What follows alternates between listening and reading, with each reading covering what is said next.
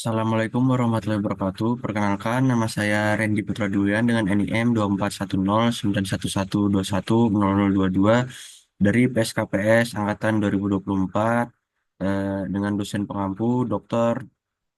Roski Leandri, Magister Kesehatan. Baik, di sini saya akan menjelaskan tentang anatomi kardiorespirasi dan klinisnya. Langsung saja. Jadi pada eh, bahasan kita kali ini, saya akan menjelaskan tentang anatomi respiratori, anatomi kardiovaskular, dan klinis dari kardiorespirasi. Baik, yang pertama, pada anatomi respiratori, pada anatomi respiratori terdapat traktus respiratorius superior yang terbagi menjadi yang pertama ada nasus, faring, dan laring. Kemudian ada traktus respiratorius inferior yang terbagi lagi menjadi trakea, bronkus, bronkeolus, dan pulmo. Baik, yang pertama pada nasus. Pada bagian nasus sendiri terdapat tulang nasal atau tulang yang berada di bagian atas hidung sini. Kemudian ada tulang processus frontalis, tulang maksila di samping dari tulang nasal di bagian bawahnya. Kemudian ada processus lateralis, cartilago septinasi, terus margo superior cartilago septinasi, cartilago alaris major, dan nares. Bagian biru ini disebut cartilago karena jaringan lunak. Bukan jaringan lunak sih, lebih ke tulang rawan gitu. Ya, ya. Seperti itulah. Kemudian ada orbita dextra. Di sini ada septum nasi atau eh, bagian hidung ya. Terus ada nasus externus, nares. Nares nih rongga kiri kanan hidung. Terus yang hijau ini bagian dari nasofaring. Eh, terus yang pink tapi yang bagian agak belakang ini disebut palatum mole. Di bagian atas ini sebenarnya ada palatum durum atau bagian yang lebih kerasnya. Kemudian di sini ada orofaring, kavitas oris. Masih di nasu sendiri, eh, di bagian dari kavitas nasi sendiri terdapat regio respiratoria dan regio olfaktoria. Kemudian di depannya di sini ada vestibulum nasi. Dari regio olfaktoria sendiri terdapat atap, dasar. Nah, ini yang saya bilang tadi ada palatum durum atau bagian dinding di atas mulut. Di bagian atas sendiri itu disebut palatum durum. Kemudian septum nasi itu garis tengahnya tadi. Terus ini vestibulum nasi. Eh, Terdapat dinding pemisah antara rongga hidung kiri dan kanan. Tadi septum nasi dinding medial. Kemudian ada dinding lateralnya juga. Kemudian terdapat konka, konka nasalis superior, media, dan inferior. Kemudian di dalam konka tadi terdapat meatus-meatus dari superior, media, sampai inferior.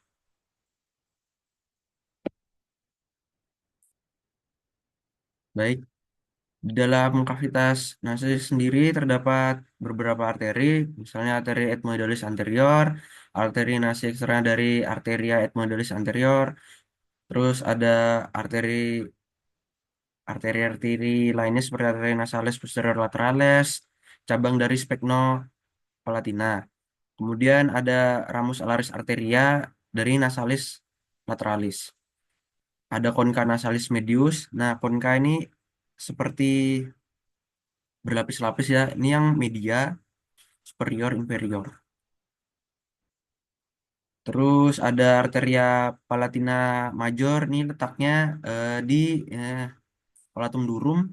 Kemudian ada daerah anastomis yang signifikan. Nah, di bagian sini cenderung yang biasanya terjadi pendarahan atau mimisan ya. Misalnya juga kalau ada misalnya luka kecelakaan daerah sini yang rawan pendarahan. Terus ada bagian terminal arteria palatina major, ada ramus septinasi dari arteria labialis superior. Lanjut di bagian masih di bagian tadi, kavitas nasi ini terbagi menjadi eh, ini sudah paring ya. Paring terbagi menjadi yang pertama ada nasoparing, oroparing, laringoparing. Untuk yang nasoparing, bagian yang paling atas ini, nasoparing atau pars nasalis pharyngeus, terdapat isthmus pharyngeum. Kemudian di bawahnya ada oroparing atau pars oralis pharyngeus. Ini terdapat palatum mole. Nah, untuk palatum durumnya sendiri ada di bagian sini. Di sini terdapat cavitas oris.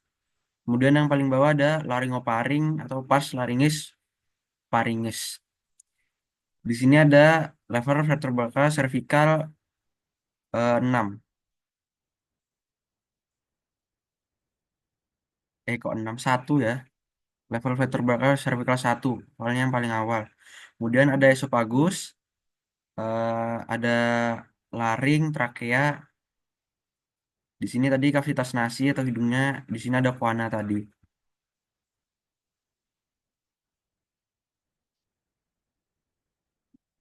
Nah, ini untuk lebih jelasnya tadi di sini ada palatum mole, palatum durum, terdapat dinding lateralis atau bukae, pipi gitu di bagian sininya. Terus ada rima oris dan cavitas oris. Terdapat lidah pula. Di sini harusnya ada epiglotis ya. Terus di sini ada laring, trakea, di sini ada esophagus. Kemudian paring sendiri, dalam paring sendiri terdapat kavitas nasi, ostium pharyngeum tubaya auditoria, terus tonsilla pharynge, torus tubarius, recessus pharyngeus. Kemudian ada torus levatarius, plica di atas levator, veli palatini. Bagian yang pink ini termasuk termasuk bagian dari nasofaring. Kemudian yang oranye termasuk dari orofaring, kemudian yang biru ini termasuk laringoparing. Di bagian sini seperti eh, kipas eh, itu disebut lingula. Kemudian di bagian luarnya di sini disebut tonsilla lingualis.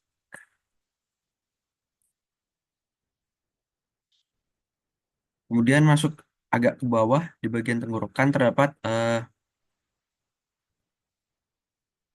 tampakan dari sini terdapat Pharyngalis recesses, esophagus menuju trakea, aditus laringis, tonsilla lingualis, isthmus facium, torus varius, palatum mole. Palatum mole berarti yang bagian sini yang lunaknya. Kemudian di bagian mulutnya sini tambahkan dari atas. Di sini tadi ada epiglotis. Epiglotisnya ini fungsinya untuk memisahkan eh, udara dan makanan ya. Jadi ketika makan udara dan makanan tidak bertabrakan dan nggak tersedak gitu. Terus lanjut di laring. Next, nah laring terdapat aditus laringis, epiglotis, epiglotis yang sudah saya jelaskan tadi. Terus ada sakus laringis, terus ada bagian tengah kavitas, tepi mukosa atau mulut yang terpotong. Nah, di sini epiglotis ini plica vokalis untuk membentuk suara. Terus ada plica vestibularis, plica area epiglotica, rima vestibuli, rima glotidis, dan lain-lain. Masih di laring sendiri, di laring sendiri terdapat aditus laringis, kemudian ada laring itu sendiri, terus ada cartilago tiroidea di sini. Terus ada trakea, kemudian ada cartilago cricoidea dan lain sebagainya. Di laring sendiri terdapat cartilago cuneiformis dan cartilago corniculata. Kemudian ada ligamentum hyoepigloticum, kemudian ada tulang hyoideum dan ligamentum thyroideum lateral, serta cartilago trichatea. Kemudian ada yang lubang ini itu arpetura, turamus internus, nervus laryngeus superior dan arteria yang terkait. Kemudian ada membrana tiroidea, terus ada ligamentum tiroidea mediale dan ligamentum cricotracheale. Nah, ini bagian laring tadi ya, teman-teman. Nah, trakea sendiri memiliki nama lain cartilago trachealis atau jamaknya cartilaginous tracheales. Terdapat 16 sampai 20 buah cincin yang berada pada trakea. Terdapat ligamentum annulura, terus ada bifurcatio trakea atau percabangan. Di dalamnya sini ada percabangan, kemudian di sini ada musculotrachealis, varies membranaceus. Kemudian untuk bronkus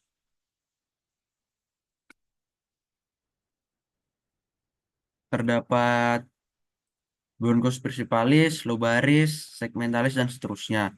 Bronkus yang pertama ada principalis atau yang paling atas. Di sini terdapat percabangan tadi yang saya bilang bifurcatiotrachea yang akan mencabangkan jadi bronchus principalis, sinister dan dexter atau kiri dan kanan. Kemudian ada bronchus lobaris superior dexter yang bercabang lagi menjadi tiga. Kemudian bronchus lobaris medius yang bercabang menjadi dua dan bronchus lobaris inferior dexter yang bercabang menjadi lima. Kemudian di sebelah kirinya terdapat bronchus lobaris superior sinister yang bercabang menjadi 4 dan lobaris inferior sinister yang bercabang menjadi 4 pula. Jadi di cabangnya sendiri yang pertama dari bronchus, bronchus yang pertama ada bronchus segmentalis, eh, kemudian terbagi menjadi bronchus intrasegmentalis besar sekitar ada 5 percabangan, terus ada intrasegmentalis kecil yang terbagi menjadi 15 percabangan. Terus terbagi di bawahnya lagi terbagi menjadi bronchiolus. Di sini bagian sini sudah tidak ada terdapat lagi tulang rawan atau kartilago. Terus yang di bronchiolus terbagi menjadi lobulus pulmonalis. Yang di atas ini bronchiolus terminalis, kemudian ke bawah terdapat ada percabang lagi bronchioli respiratory eh, yang bercabang jadi 3 sampai 8 tingkat. Kemudian di bawahnya ada saculi, alveolares dan alveoli. Nah, ini adalah pulmo. Pulmo sendiri terletak yang pertama ada di atas eh, clavikula ya di sini. Terus terdapat pada eh, interkosta 2 dan 3. Terusnya ada di interkosta 5 dan 6 dan interkosta 6 dan 7. Kemudian pulmo sendiri terbagi lagi menjadi pulmo, pleura, dan pars-pars lainnya. Di pulmo sendiri terdapat membrana suprapleuralis, terus ada pleura cervicalis, terus ada spatium untuk radik pulmonalis, terdapat ligamentum pulmonalis, pars costalis, pars mediastanus, dan pars diaphragmatica. Kemudian untuk kavitasnya ada kavitas pleuralis, terdapat pleura variantalis, pleura visceralis. Ini itu yang melindungi dari paru-paru itu sendiri ya. Kemudian ada mediastinum atau bagian tengah terdapat pulmodexter dan pulmosinister. Terus tampakan samping sendiri terdapat pulmomediastinum, mediastinum superius, mediastinum anterius, dan mediastinum inferius, serta mediastinum medius dan posterius. Bisa dilihat di sini. Dan untuk pulmo sendiri ada permukaan-permukaannya. Yang pertama ada fascias costalis, fascias mediastinalis, dan fascias diaphragmatica. Pada pulmo sendiri terdapat lobus-lobus eh, serta apek dan visura obliqua atau garis ini yang bibirnya. Ini obliqua, terus yang satunya ini yang horizontal ini visura horizontalis.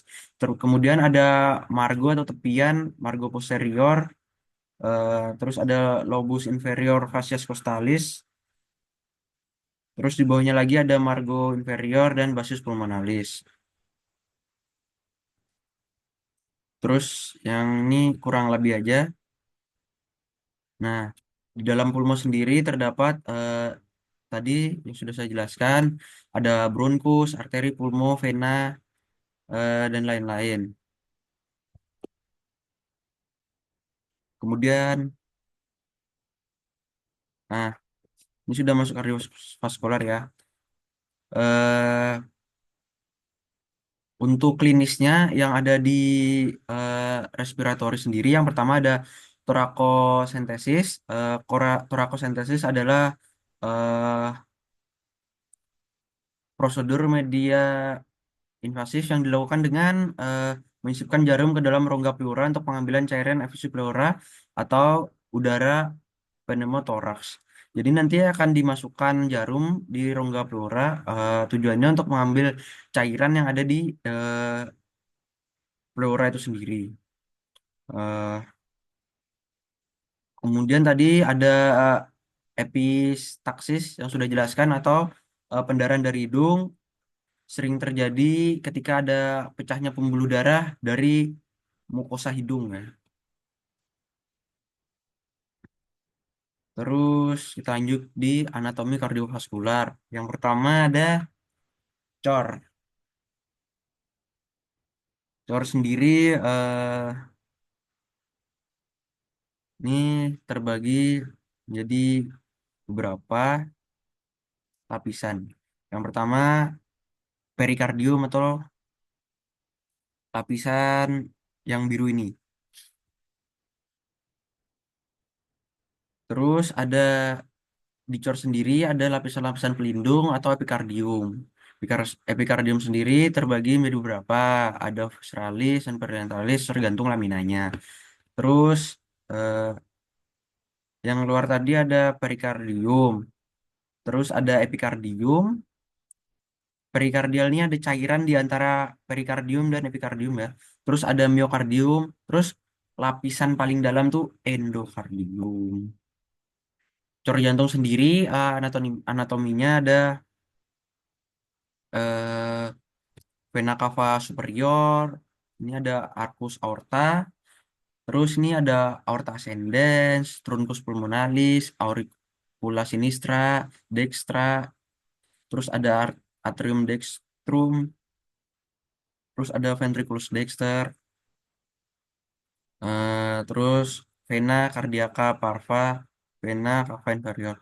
Fun fact ya, jantung nih eh, lebih menonjol ke bagian sinistra nih. Apexnya ada di sinistra. Terus di sini ada margo obtusus, terus ada ventriculus sinister, sulcus intraventricularis anterior, serta eh, bagian-bagian lainnya yang bisa kalian baca di sini. Terus cor di bagian atrium dextrum, ini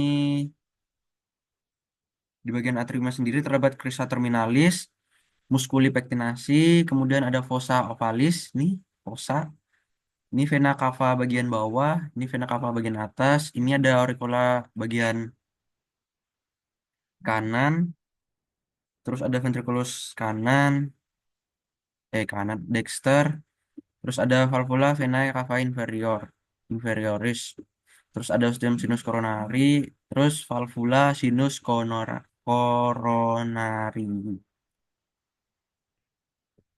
Terus di bagian ventrikulusnya sendiri terdapat valvula-valvula diantaranya seminularis anterior, dextra, dan sinistra. Ketiganya ini valvula eh, anterior, dextra, dan sinistra. Keduanya disebut valva trunci pulmonalis. Kemudian ada triscupidalis, terbagi lagi menjadi cuspis anterior, septalis, dan posterior. Terdapat pula chorda tendinae atau nih seperti jaring nih disebut chorda tendinae. Kemudian ada otot yang apa ya istilahnya kayak megang dari chorda tendinae ini disebut musculus papillaris anterior. Kemudian ini terbagi lagi menjadi musculus papillaris posterior. Ada dua jadi yang bagian atas sama bawah. Terus ada yang kayak istilahnya hubungan lagi ya pokoknya gitulah. Ini disebut trabecula carneae. Terus ada pula trabecula septomarginalis atau di bagian tepi margin. Kemudian ada musculus papularis septilaris dan conus arteriosus. Kemudian lanjut di bagian atrium sinistrum.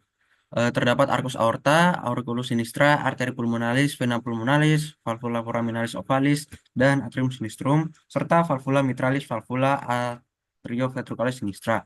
Terdapat pula atrioventriculus sinistra. Di sini masih terdapat chordae tendinae.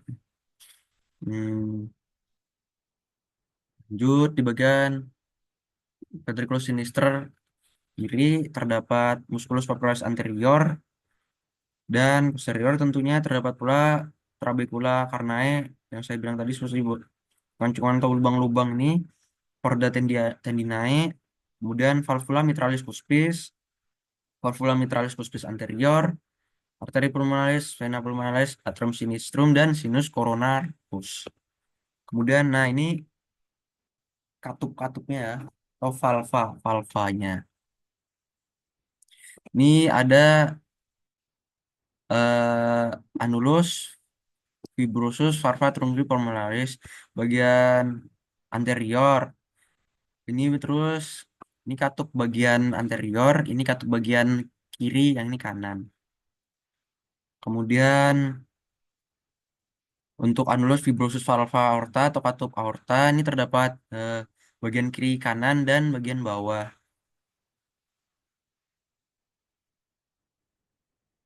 Terus untuk bagian anulus atria ventricular sinistra, cuman terdapat bagian eh, anterior dan posterior ya, atau atas dan bawah.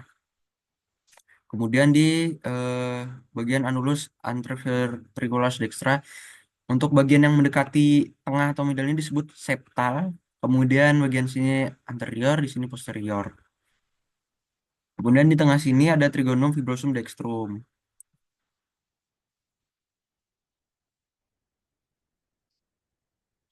Nah, untuk arteri koronarianya sendiri seperti ini. Terdapat arteria koronaria dextra.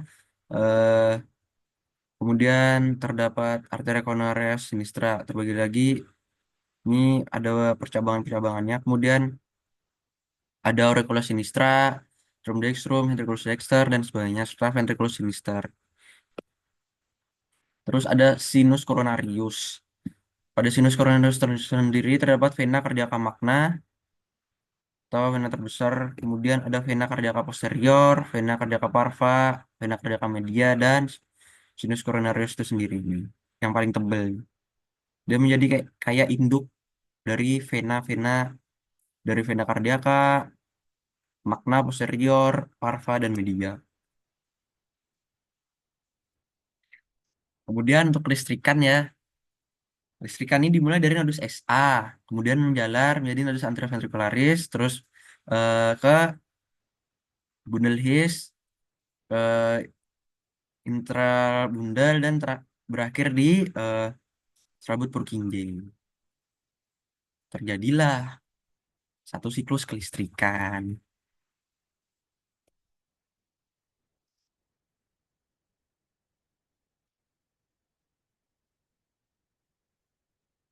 Ini untuk anatomi klinis respirasi tadi terdapat yang pertama pada dinding dan dada diafragma terdapat Casdrain, Sersen, eh, sintetis yang sudah saya jelaskan tadi. Pada kafum nasi dan paring terdapat rinoskopi, epistasis. Epistasis tadi pendarahan, terus rhinosinusitis, terus sinusitis, terus polip. Polip itu tumbuhnya daging pada bagian dalam kavitas nasi atau hidung. Terus ada deviasi septum nasi, ada bedah transnasal, aneuditis, karsinoma nasofaring dan sebagainya.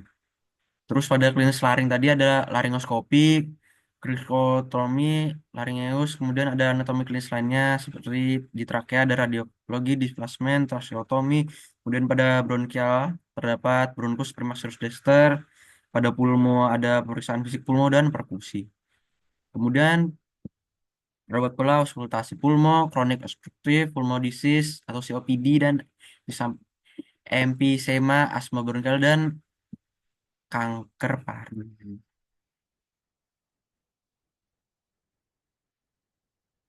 Hmm. Ini yang saya jelaskan tadi atau yang saya jelaskan tadi torakosentesis yaitu prosedur medis invasif di mana dimasukkan jarum di dalam rongga pleura untuk mengambil cairan efusi pleura tadi. Jadi nanti jarum akan dimasukkan biasanya pada garis midclavicular ya, garis tengah dari ketiak ke bawah di sela tulang rusuk ke-7 dan 9 pada sisi posterior lateral. Jadi jarum nanti akan disisipkan di atas tepi superior tulang rusuk bagian bawah, bukan di bawahnya. Jadi disisipkan di atas tepi superiornya, bukan di bagian bawahnya. Eh, untuk menghindari cedera dari nervus arteri dan vena yang ada di intercostalis. Jadi bukan pas bagian di bawahnya, tapi di kayak diberi jeda atau jaraknya gitu. Kayak kan ini misalnya klavikula nih, ada dua gini. Jangan di bagian sininya, jadi kayak nah, di antaranya, di tengah-tengahnya. Terus tadi ada eh, epistasis tadi yang sudah saya jelaskan, terjadinya pecahnya pembuluh darah di bagian hidung. Jadi tempat utamanya biasanya tuh di regio antero-inferior medial atau septum nasi.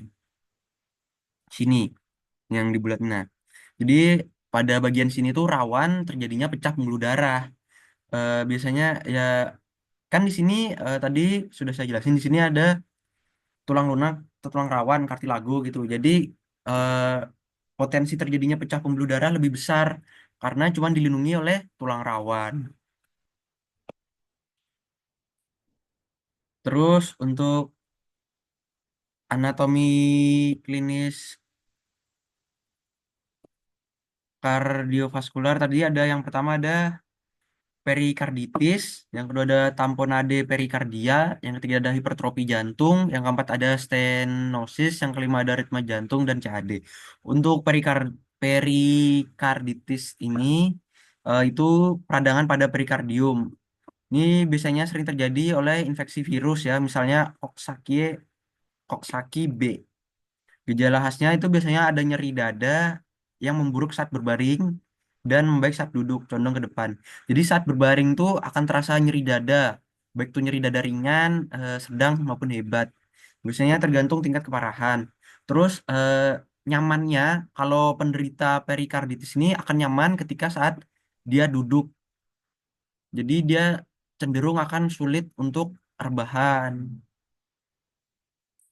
eh untuk komplikasinya sendiri, perikarditis ini sendiri akan dapat berkembang jadi efusi perikardial atau tamponet, ya tamponet perikardial. Terus tamponet perikardial itu penumpukan cairan yang berada di dalam ruang perikardium.